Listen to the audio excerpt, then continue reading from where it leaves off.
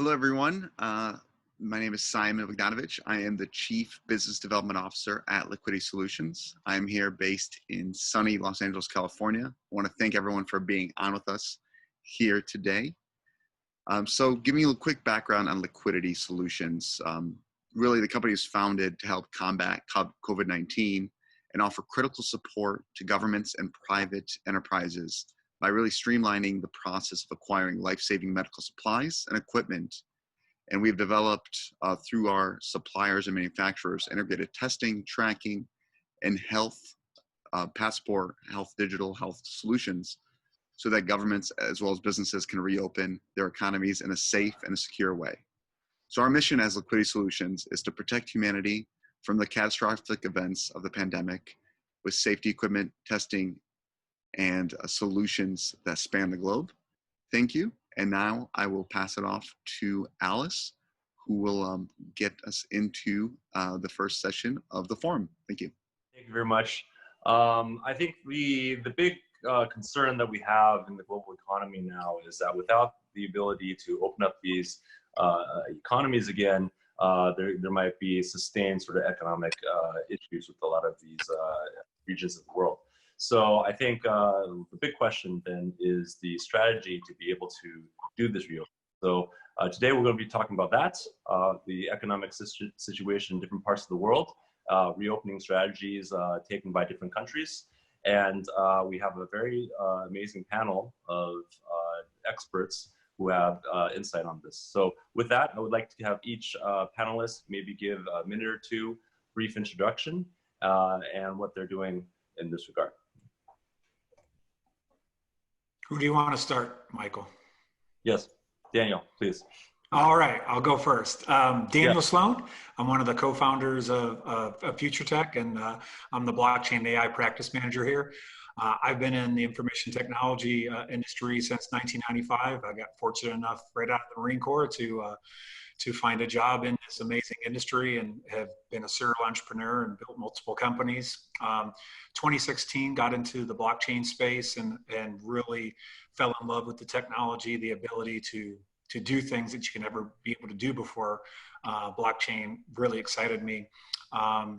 Future Tech is a company that's a joint venture with my partner Accubits, who has created a outbreak or pandemic management platform initially for governments, and we've adapted that to enterprises so they can bring employees back safely, and for businesses to help them reopen. All right. Thank you very much, Daniel. Next we have JD, please. Hi, everybody. JD Wang, CEO and founder of Intertech Solutions. We operate and manage 4 different entities. We're here in Southern California in the San Bernardino County, so about 60 miles or 100 kilometers east of Los Angeles.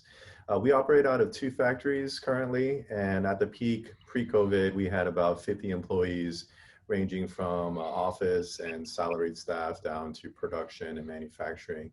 So my background is, managing material science and environmental projects and entities. So we have a few ventures that are doing material science recovery, resource recovery, recycling, product manufacturing. Background in chemistry. I have several chemists that work for us. So when COVID hit, we quickly pivoted with our chemistry and some of our assets, and right behind me, we're actually localizing some hand sanitizers, and later on I'll be sharing with you guys about how we're trying to reopen, but in a very safe way. At our peak with our 50 employees, it was really difficult to let them go, but we're on a slow climb back to reopening. Okay, wonderful. Thank you very much. Kareem, you're up next. Oh, thank you. Good afternoon for me, because I'm in Africa, based in Africa. So my name is Kareem Bendao, and I'm a physician by training and surgeon, to be more precise. And I've been for the past 20 years serving the science and technology industry. And in this specific case, Merck, which is a German company, based close to Frankfurt. And I have been building and establishing the African operation. And since 2 years, I have decided to leave the operations, and I'm taking care more about global health, governmental affairs, and political issues and strategies about Africa, and dealing and coping with the Africa Union, dealing with the WHO. I'm also the head of the Africa Committee at the level of the International Federation for the Pharma Industry, which is based in Geneva. And I'm operating from either Tunis in the northern part of Africa or Joburg in South Africa. And personally, I'm living in Nice on the French Riviera. Thank you. Thank you very much. And finally, we have Stan. Stan, please. Hi, everybody. My name is Stan Stahl, and I'm the Chief Strategy Officer and founder of Hub Culture. Hub Culture is a digital technology ecosystem company. We were one of the first social networks established back in 2002. We were very early in digital currency with Venn in 2007. And then we moved into digital identity in 2014 with something called Hub ID. Within Hub ID, we had developed a health component so that people were able to control some of the digital identity health data around their kind of digital profile or their digital footprint. And when COVID happened, we began working with these different tools in a couple of different ways. One of the outcomes of that has been a new project that I'll be talking about today called Aqua. You're all getting the first preview of it because no one else has really seen it other than a couple of the governments. But what Aqua does is it takes the individually owned data around your digital identity, and it allows you to do three things. Number one, you can connect with your doctor and generate a digital health certificate. So if you have a negative test result or even a positive test result, you can actually arrive with a digital certificate that you can share at an international border with like a immigration official or a health official. It also has the ability to track symptoms. And then we also were doing electronic quarantine where you can essentially be managed, quarantine yourself from country to country with a wearable. And so all those things together create what we'll be talking about today with Aqua and the expansion of digital identity into the health realm. All right, thank you very much, Stan. I think maybe we can start with by just really looking at different parts of the world and seeing what kind of the on-the-ground situation is. I'd like to start with you, Kareem. You have a very good insight in terms of what's happening with Africa. We all know that Africa actually is now becoming a little bit of a hot zone and having to deal with a lot of the issues there. And also because of the fact that there isn't a lot of infrastructure built up in those regions. Can you give us a sense as to what is happening in Africa and what the challenges are in terms of their reopening strategies? Thank you, Michael. Yes, indeed, this continent is about 54 countries. It's a huge one. I mean, to travel from the southern part to the northern part, I have to fly 12 hours. So it's also what 1.2 billion population, and until now, the impact of the COVID, of the corona on the continent was only, at the end, it's only 350,000 cases and 4,000 people passed away, you know, 4,000 deaths. So it's not huge for the time being. But most of the African countries have been under strict lockdown regimen and other restriction for over 3 months. And during this time, we've seen kind of economic recession, which has become socially extremely sensitive. We have now, most probably, due to this lockdown, more than 150 million African who will be losing their jobs. So it's not, it's something very difficult to manage. This represent almost 30% of the active population. So that's a very difficult equation to resolve. As our countries and our continent start to reopen the economies, we heard WHO stating that in the 12 coming months, they are expecting to see 200,000 deaths in Africa. So during the lockdown, we have been able to control the situation almost in most of the country, with the exception maybe of South Africa and Egypt. But the rest was quite decent and acceptable. You know, the country where I'm living, Tunisia, is 12 million population. It's 1,000 cases and 52 deaths, which is nothing. But now we are reopening. We are reopening. And the question is, are we ready to reopen? No. But we cannot also keep this lockdown, you know, this lockdown ongoing, because people will die from hunger. As simple as that. I mean, so it's not. And the continent now is reflecting quite a wide range of approaches in terms of reopening. You have a very conservative one in South Africa, and you have a very open one subject to distanciation rule in the northern parts of the country, such as Tunisia, also Ghana, are very, very open. The problem is that if the lockdown is a central and a federal decision and you know, central power decision, the reopening should be local. Should be local, because it should be adapted to the real situation. But how can we know? How can we have an idea of the real situation if we are not testing? And in Africa, we are not testing. We are not testing. Let's say that a very low average per thousand population testing is 25. You know, it's the average of Southern Europe country. Huh? The highest rate is in Mauritius Island in Africa, and it's 11 per 1,000 population. So we don't know what is happening. This is the first thing. If you don't know what is happening, how can you test, trace, and isolate? That's why some organizations are worrying, such WHO, such Bill and Melinda Gates foundations, and and we are also the civil society and the health players. We are also worrying seriously about what's going to happen. It's really a kind of roulette, you know. We don't know exactly how things will evolve.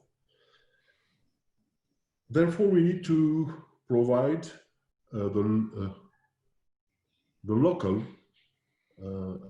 decision maker, I mean the local authorities, with a set of tools which allow them to take the most adapted decision for their population. I mean, from the full lockdown to just a simple distancing. But we have also a second issue that we have to resolve: the supply of PPE. The supply of PPE. We are lacking of tests. We are lacking of masks. We are lacking of almost everything. So therefore, we need also to organize like 2 or 3 points in Africa, one maybe in South Africa, another one in the northern part, and eventually another, the third one in the eastern part, because the continent is huge, where we can concentrate and we can ship and freight all this PPE equipment, and then discuss with the Africa Union Center for Disease Control. You know, we have a kind of United Nations for Africa, which is the Africa Union, and we need to discuss with them, and we are discussing with them, with the CDC, how can we organize this 3-point. We don't have in this free area on the airport or in the port GDP warehouses, where we need to increase the quality of the warehouses. So these are them. And we have also now to provide an equitable access to health to the entire population. Otherwise, also the virus will spread more than any other region in the world. You know, and what is equitable access? Equitable access is to make sure that each and every African can have access to mask, PPEs in general, can have access to vaccine the day where we will have vaccine. So for that, there is 2 options: import the goods. The second one, enhance the local manufacturing. And this is ongoing. So basically, we don't have this situation that we see in Latin America, as an example, in Latam. But maybe the worst is coming. Maybe we shall see. But anyway, I think this pandemic will last for a kind, at least until we will get a vaccine in this part of the world, another 1.5 years, and we need really to enhance all supply chain issues in terms of PPE and also in terms of local manufacturing. On the other hand, we see this crisis also as a huge opportunity to accelerate the big changes happening in Africa since a couple of years. So, as you know, it's an emerging continent, it's emerging countries, group of countries, but it's also double-digit growth countries in terms of economy. So yeah, Kareem, maybe we can summarize a little bit. We need to get to some other people as well. Okay, yeah, okay. So thank you very much for what's happening in Africa. I would like to maybe move on to what's actually happening in America. I think that's the big question on everybody's minds. We have an election cycle. We have a lot of confusion with what's going on, and from the sort of national level and also the state level. I would like to rope in JD for your opinion. JD, you have a very good, clear understanding of what's happening on the ground situation. Please let us know what your thoughts are in terms of the reopening of America. All right, thank you, Michael. Definitely echo what you were just saying. There is confusion.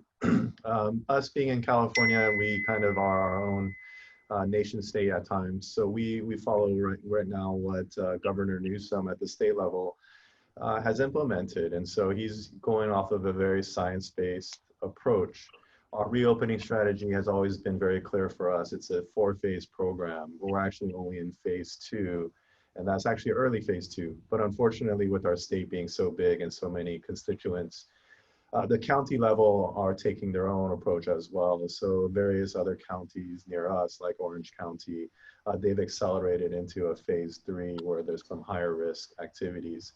So I'm just reading off of the California roadmap. Stage 2 is essentially just lower risk workplaces. So offices, manufacturing, logistics, and limited personal service entities. So for instance, myself, we are officially in phase 2. One of my entities was a phase 1 entity. We were considered an essential business, so we continue to stay open. But there is a lot of confusion, but I think it's also less political. I will try not to talk about that too much, but there's definitely COVID fatigue, and especially Southern California.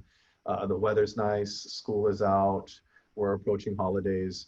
So unfortunately, we're seeing lots of people breaking protocols, the bubbles being broken, and people are going out. Even though Governor Newsom issued a mandatory masks, we're seeing pushback from various counties. My county in particular, San Bernardino County, has relatively stayed on course with what the state has been issuing for us. So we have a myriad of COVID compliance programs, many different task forces that get the message out to the business owners, manufacturers, and different industries out here. However, at this time, we all know that the numbers are climbing. So, 3 months of shelter in place may be for naught if the numbers continue to climb. California just a few days ago had record numbers that weren't seen since the beginning of COVID. So we're certainly not flattening the curve. And I think most people understand that if we don't reduce the curve, we don't get a good hold on this virus, reopening is going to be set back. So it's a delicate balance, definitely different confusion. But at least from the federal side, CDC has been very clear to us as manufacturers in my industry specifically. So we go with CDC guidelines, we go with California state guidelines and county guidelines. Okay, thank you very much, JD, for that insight. So I think with these economies opening up, either forced or otherwise, and also because of things like COVID fatigue, it's absolutely critical to have technology solutions to be able to do things like contact trace and to actually sort of modulate with data-driven analytics what's happening in these different areas. So with that, I'd like to turn it to Daniel. Daniel's working on some of these type of solutions. Daniel, maybe you can describe the technology and describe how maybe some of these countries are leveraging your technology to reopen their economies. Certainly. So, you know, when the COVID, you know, first kind of outbreak happened in China, you know, my partner, Jathin, who's a CEO and founder of Accubits, started working with the AI and bioresearch labs. So they have virologists and other scientists that actually started working on trying to, you know, help find a cure. And through the research, they discovered a molecule and they open sourced that. But I mentioned that just because that whole exercise really enlightened us to the fact that, you know, we aren't going to get a vaccine for a couple of years. So we need some other type of interim solution to combat the virus. So a non-pharmaceutical way. And so the first version of our outbreak / pandemic management solution was born, called Rebuild the Chain. So the idea was this could be a tool that governments could use to kind of help reopen things, right? Create safety zones, be able to track and trace. And we really understood that given how data privacy is so paramount to people, we actually built it on blockchain, which for people that don't understand that, it's very simply, we lock the data in a way to where you as the user get a private key, and nobody can view that data without your private key. The government can't hack it, nobody can hack it. And so having that ability to say to their citizens, hey, you can use this app and not worry about being spied on or being tracked, you know, it's anonymous data, that's been a huge boon, because that's been the pushback, right? A lot of countries are trying to roll out apps that, you know, people don't want to download. They'd rather take their chances with getting COVID. And when we really started looking at this, you know, I have to echo the COVID fatigue, right? You know, people are getting sick of being locked down. You know, I think that Dr. Kareem said it best, you know, if we don't reopen, people are going to starve to death. So we really saw that we need to have a technology that companies can use to reopen safely, businesses like hotels and restaurants can reuse. So we adapted the technology to allow the creation of green zones to basically be able to kind of cordon off an area and have kind of advanced screening, Michael. So how deeply you screen is up to you.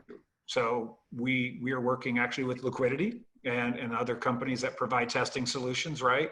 So if you want to go to the extreme measures that you need to test before you come into the green zone, you can take the test.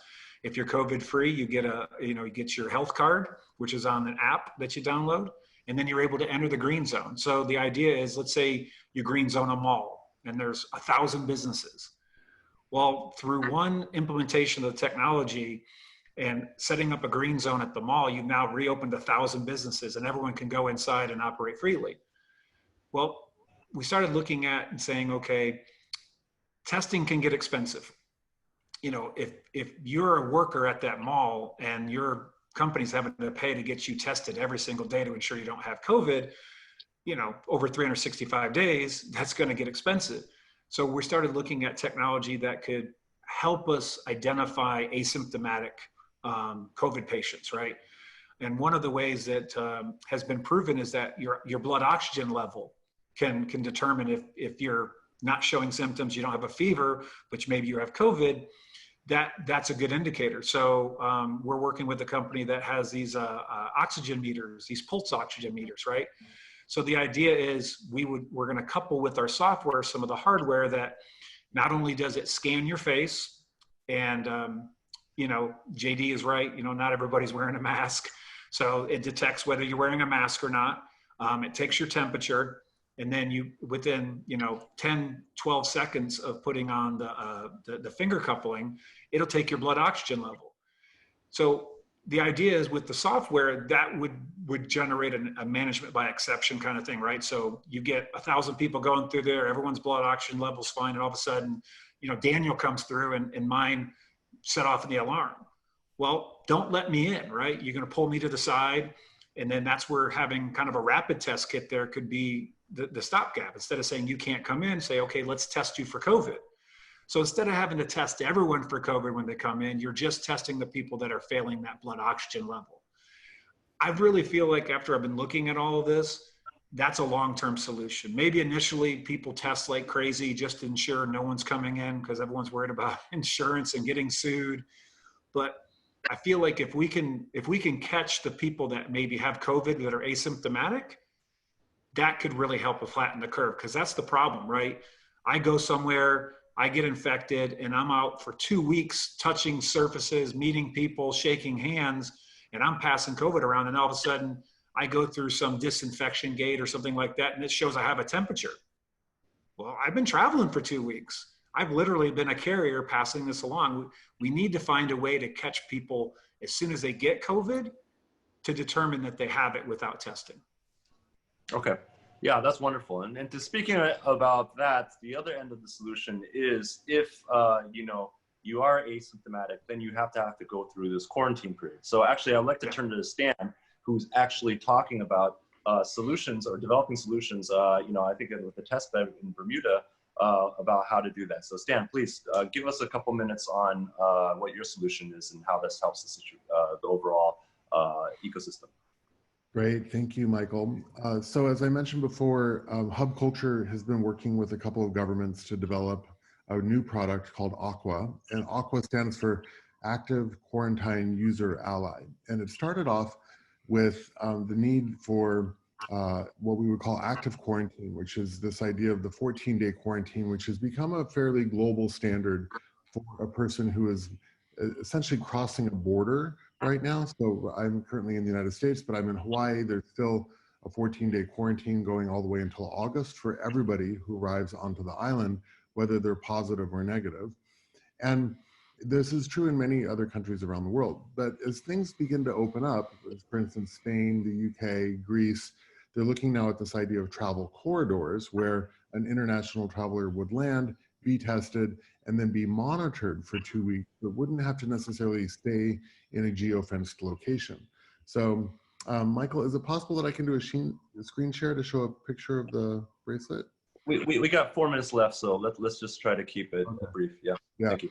Yeah. So just to give you guys an idea, the bracelet runs off of Bluetooth Low Energy, and it is something that you would put on and wear, a little bit like a smartwatch. And it then sends a beacon signal to the app, which was Aqua. And then that sends a beacon signal to the cloud, essentially a cloud database, where there's a monitor on the other side. One of the things that's very unique about Aqua is that we put all of the data ownership and the data management into the hands of the end user. So you as a person who has an Aqua bracelet and who has access to the app, you can control who's getting the information from the app yourself. There is a kind of hashed database system for the identities to make sure that you are anonymized. And you can even set a persona in between yourself and the government official if you don't want it to be directly linked to you. But on the government side, what we actually have to do is provide the address of the quarantine location and the heartbeat signal for the monitoring of the data itself. And so all these things basically work together to form a kind of ecosystem. What we're finding is that now that we've launched the app and the website, you can go and see it at theaqua.world, T-H-E aqua.world. And what we're now adding is really symptom tracking, because what we're finding from our conversations is that the 14-day hard lockdown is probably only going to happen with travelers who arrive and are tested and then turn out to be positive, and you need to have a scaled system for quarantine management, because in many countries you have hundreds of thousands of arrivals a day. So you don't necessarily want to be giving 150,000, 200,000 people every day a bracelet that is then going to be monitoring where they're going. So the bracelet itself will probably evolve to be something for positive cases only. And then the negative cases would be about doing self-reporting and symptom tracking that goes into the monitor side, where if your symptoms change, then they have the ability to reach out to you. And then the final component of that is really the ability to get a digital health verification. We built a database of doctors and hospitals. So you can go in, you can invite your doctor, and then your doctor can issue you a verification on your test result. Because that's the other thing. I mean, you have a million different pieces of paper at the border. How do you know what's a real test result or not a real test result that a person might be showing? So it just provides a little bit more clarity for the officials that are involved in that. Okay, Stan, very good. Actually, we are almost out of time. So what I wanted to do is maybe just give each of the panelists a really brief 30-second spot just to give us your advice. We have the fall coming up. We have reopening happening. We got a lot of very, very difficult dynamics in some of these regions. What advice would you give to your respective region in terms of things that could actually be useful in solving the reopening as they go along? So please, maybe start with Kareem. Yes. Kareem's muted. Yeah, thank you.